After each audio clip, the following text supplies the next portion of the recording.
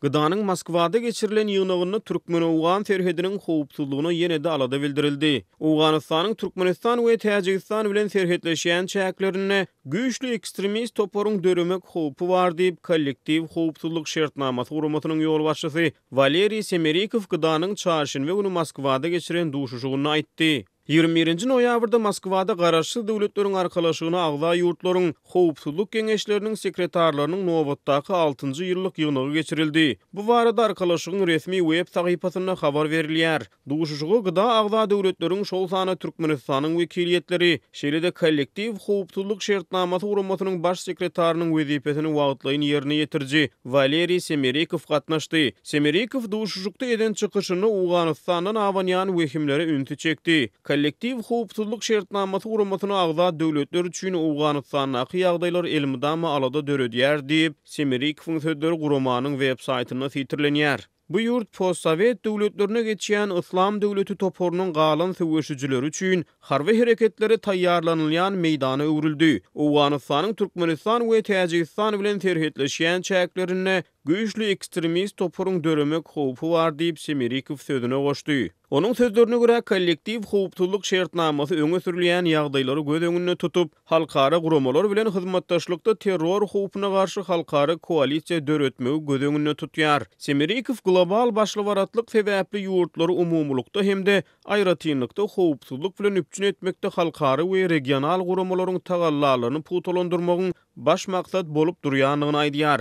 Bu maksada yetmek bizim ýurtlarymyzyň howpsuzlygy, öz başdaklygy we territorial bütünligi üçin hemde dünýäniň häzirki şertlerini olaryň diýri galmaklary üçin aýratyn ähmiýetlidir diýip Semerikov sözlerini jemleýär. Ýatladyp geçdik Ortiýetiň RIA Novosti habar agentligi gyda agza ýurtlaryň serhet goşunlarynyň serkerde başlary geňeşiniň 14-nji noýabrda Kyrgyzstanyň Tokmak şäherine geçiren ýygnagyna salgylanyp Türkmen-Owgan serhedine howpsuzlyk şertleriniň yaramadlaşýanlygyny habar beripdi. 16-njy noýabrda Türkmenistanyň Daşary işler ministrligi ýörüýti beýanat ýaýradyp, Ortiýetiň döwlet heýetçiligine RIA Novosti habar agentliginiň bu habaryny ýalan hemde dostlukly bolmadyk ädim hökmüne häsiýetlendirdi. Agentlik habaryň çap edilmeginden biraz salym geçenden soň onuň mazmununy käbir üýtgeçikleri girdi. Habaryň ilk başdaky versiýasynyň söz başyny Türkmen-Owgan serhedine howpsuzlygyň yaramadlaşýany gaýdylan bolsa, onuň soňky üýtgedilen mazmununy söz başy üýtgedilip arkalaşygyň günorta çägine ýagdaýlaryň ýetileşýänligi aýdyldy. Şeýle-de agentlik ilk başda çap edilen maglumatyny Kyrgyzstanyň serhet gullugynyň medpuat wekili Gulmira Barubaýewanyň jeňçileriň Türkmenistanyň çägine ýaragly provokasiýalar arkaly wehim salýanlygyny aýdanlygyny habar berdi. Ýöne agdalýan habaryň soňky üýtgedilen mazmununy onuň sözleri aýryldy.